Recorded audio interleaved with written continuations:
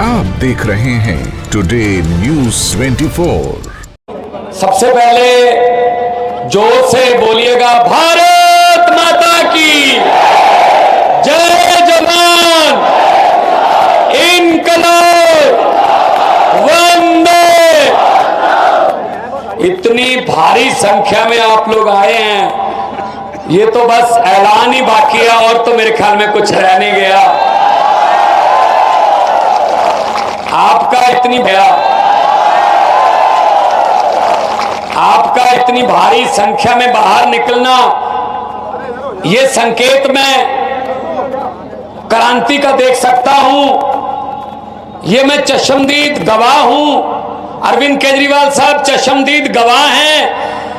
आज से 2.25 साल पहले यही वाला जुनून, यही वाला जोश, यही नारे में वो बुलंदगी, ये हमने पंजाब में देखी थी 2.25 साल। ये असल में आपकी तालियां नहीं है, आपकी भड़ास निकल रही है, भड़ास। गुस्सा है सिस्टम के खिलाफ।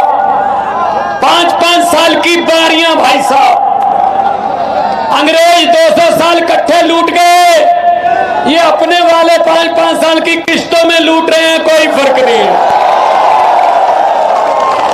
ये बारियां तोड़ दो इनकी। दिल्ली में टूट गई बारियां, तड़प रहे हैं। पंजाब में बारियां टूट गई, तड़प रहे हैं। इनको और इनके बच्चों को और कोई काम नहीं आता भाई साहब। ये इनके और इनके बच्चे कोई काम नहीं करते, ये राजनीति करते हैं। आम आदमी का बच्चा तो दुकान भी कर लेगा, आम आदमी का बच्चा तो मैकेनिक बन जाएगा, उसको कुछ ना कुछ भगवान हुनर देता है, जब वक्त सिखा देता है।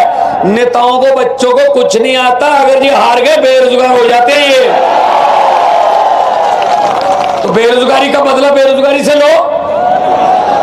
हमें बेरोजगार रखा, इनको बेरोजगार करो। हर बात पे झूठ भाई साहब, हर बात पे जुमला। 15 लाख रुपए हर खाते में आ जाएगा, आ गया? पंजाब में भी नहीं आया। मैंने बहुत खाते खुलवाए, मैंने लोगों से पूछा, कहते नहीं आया। मैंने कहा किसी इलाके में शायद आ ही गया हो, नहीं आया। मुख्यमंत्री हूं, बतौर स्टेट के हेड के तौर पे मेरे पंजाब में तो 1 रुपया नहीं आया। आपके यहां मुझे नहीं पता, आप बीनागंज में आ गया हो। मैंने पार्लियामेंट में बोला था, जब मैं एमपी था, सामने बैठे थे मोदी जी, मैंने कहा जब 15 लाख की रकम लिखता हूं तो कलम रुक जाती है। 15 लाख की रकम लिखता हूं तो कलम रुक जाती है। काले धन के बारे में सोचता हूं तो स्याही सूख जाती है। हर बात ही जुमला निकली। अब तो यह भी शक है, क्या चाय बनानी आती है? इस बात पे भी शक है भाई साहब, शायद चाय भी ना बनानी आती हो। इतना झूठ बोल रहे हैं यार, ये इतना झूठ बोला जा रहा है, जुमले बना रहे हैं। तो आज ममता जी के लिए वोट मांगने आए हैं। जब जीत के निकलते हैं कोई खिलाड़ी या कोई नेतागण, तो कैसा साइन बनाते हैं? ऐसा विक्ट्री का साइन बनाते हैं ना। लेकिन भगवान ने ये आपको दिया है 17 तारीख के लिए 2 नंबर बटन है, दबाना है 2 नंबर, आना है 1 नंबर। ये याद रख लेना, 2 नंबर वाला बटन दबाना है, 1 नंबर पर आना है। ये झाड़ू का काम ही सफाई करना है भाई साहब, करो सफाई। दुखी कर रखा है इन लोगों ने पूरा देश। 75 साल हो गए आजादी, 75 साल हो गए।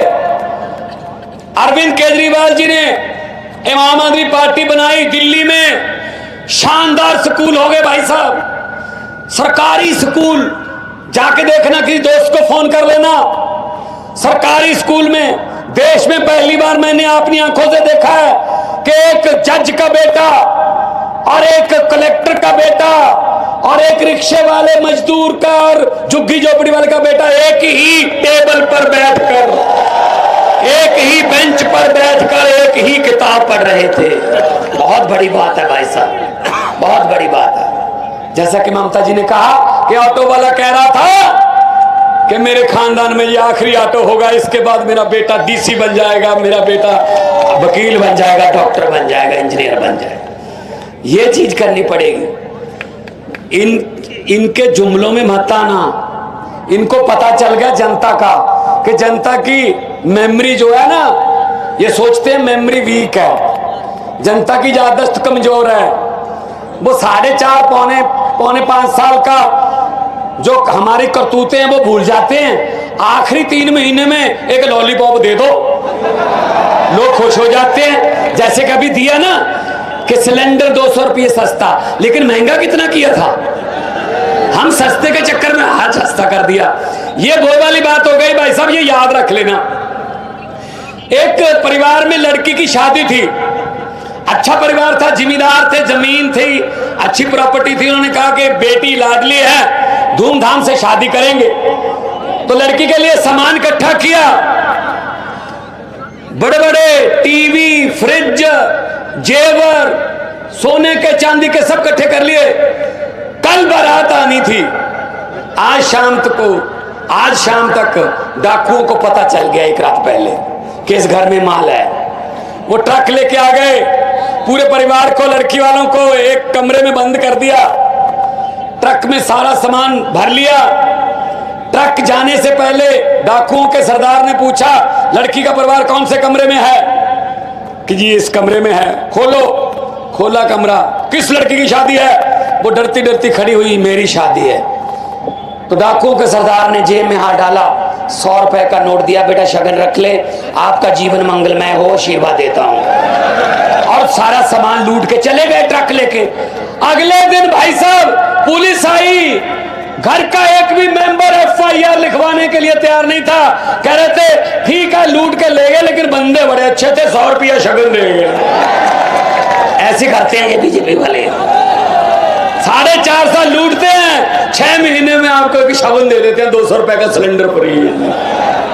हम बातों में आ जाते हैं, चलो लूट तो लिया, लेकिन बंदे बड़े अच्छे हैं, 200 रुपए सिलेंडर सस्ता कर दिया। अगर किसी नदिया के घाट पर ये नेता लोग बस जाते, अगर किसी नदिया के घाट पर ये नेता लोग बस जाते, तो जनता के प्यासे होठ एक एक बूंद पानी के लिए भी तरस जाते।